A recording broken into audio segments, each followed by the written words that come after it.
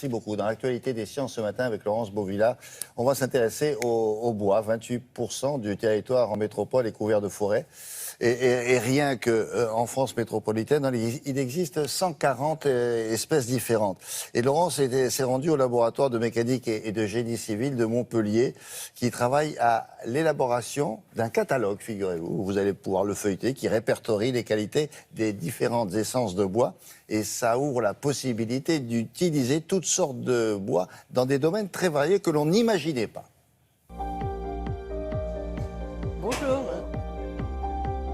En 1750, un passant a gravé sur l'écorce de cet arbre cette date. 50 ans ont passé et on a coupé cet arbre.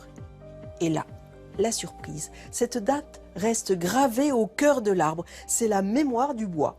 Une originalité gardée précieusement dans ce laboratoire de Montpellier. Ici, on collecte et on étudie des bois venus du monde entier.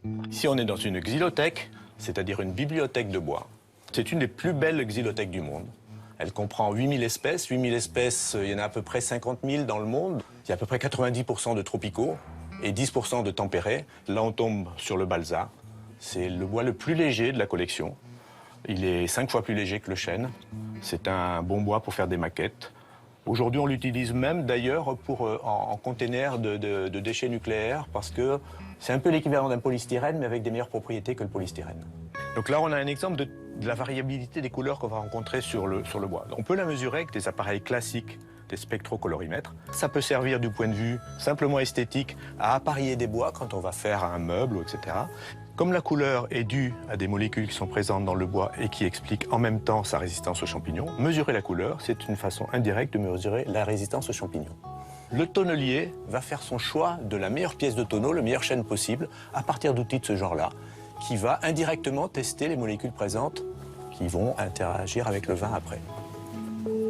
La densité, c'est la quantité de matière qu'il y a dans le bois. Dans le bois, il y a de la porosité, donc de l'air, et puis il y a un peu de bois. Dans du balsa, il y a 90% de porosité, même plus. Dans de l'ébène, il n'y en a plus que 10%. Donc la densité, c'est une propriété de base. Ça mesure le poids, on peut se dire c'est important pour porter des poutres, mais surtout, ça mesure la résistance mécanique. Plus le bois est lourd, mieux il résiste. 2 fois plus lourd, il résiste 2 fois plus.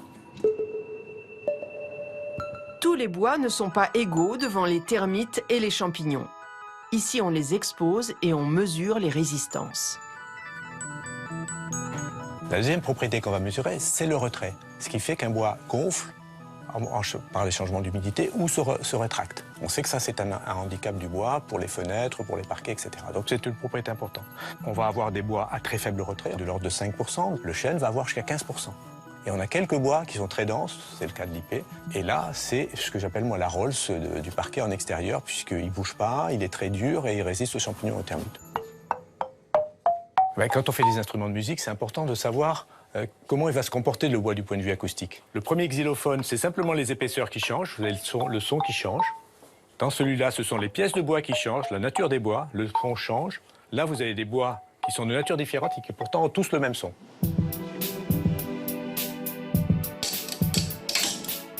Une meilleure connaissance de ce matériau permet d'envisager une relance de la filière bois en France, mais également d'imaginer d'autres usages. On est en train de concevoir des robots avec des bras en bambou pour jouer sur cette élasticité. Et un constructeur de vélos de compétition a conçu des jantes en noyer.